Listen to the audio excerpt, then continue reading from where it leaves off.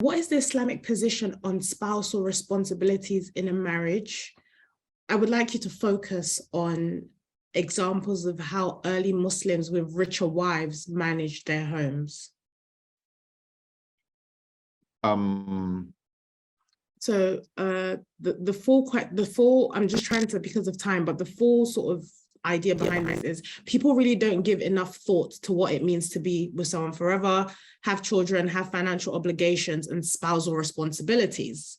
But then what if you're in a situation where, with a focus on financial responsibilities, where the woman is richer than the husband? How does this kind of change the dynamics, if at all, of the marriage? Like, what is the Islamic position on that, with maybe any examples that you can cite? There's what you'd call your normal default marital relationship that most of the madhabs or schools of jurisprudence assume. And it is the husband is the provider of all the financial needs of the family. That's assumed. However, if there's a unique type of relationship that is different and for which those default settings would not be regarded as fair upon the wife or the husband,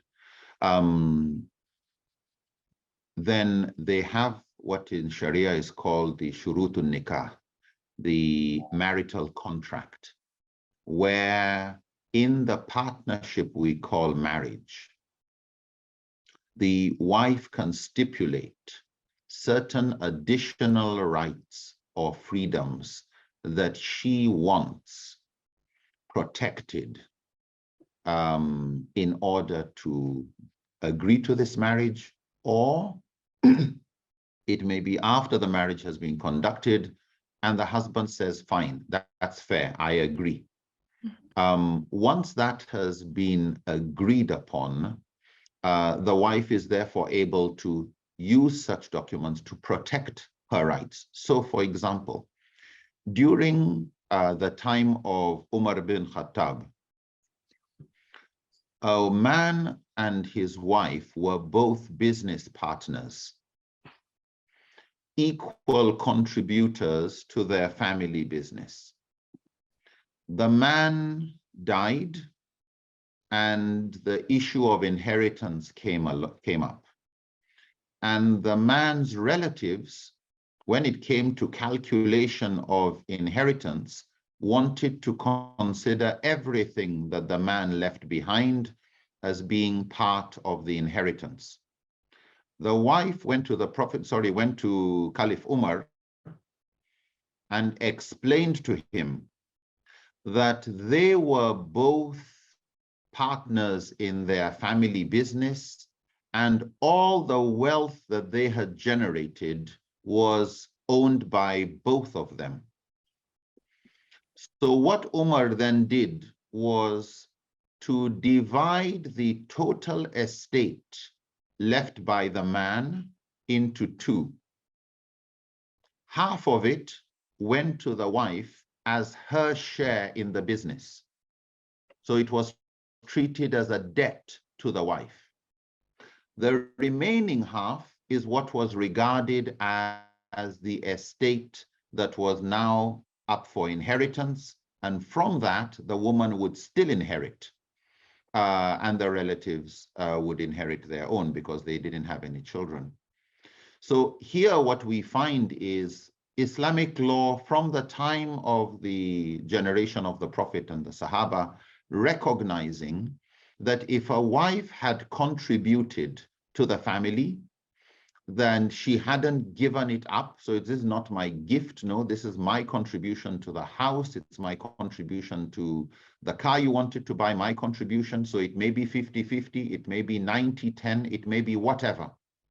So long as the amount you are contributing is not a gift to your spouse, but a contribution to the family with the understanding that if we were to have a divorce, I want my share, then it is advisable that others are in the picture, that you have this in writing. Otherwise, usually as we have it today, things come in the name of one person. So you have a case where a husband and wife decided they will start a school, and she was a major contributor. But with the Corporate Affairs Commission, the school was registered with the husband's name and not the wife's. So at the end of the day, what the legal document says, the school belongs to the wife. So where you have something that is joint ownership, it is good to have it in writing. The Prophet ﷺ described the greatest sadaqah that a person can do is the charity you do to your family. So if a wife wants to contribute to her family, wants to help the children go to a better school by contributing, and what the husband can afford will not take the children to a better school, it will handle a good enough school, then definitely she can come in to support.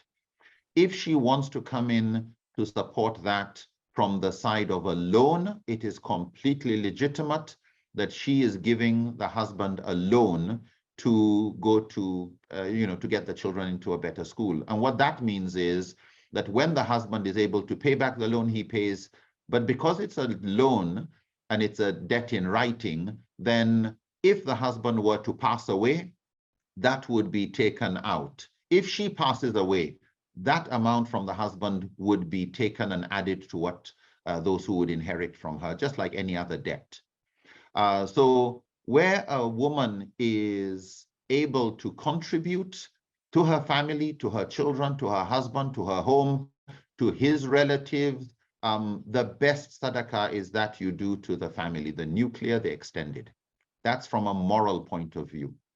From a legal point of view, if she looks at it as no, everything I want, and if everything I'm given, I want it in writing, I am contributing, but if anything happens, I want my thing back, then it is better to put it in writing. Allahu Akbar. Jazakallah khair. That was really interesting. Thank you.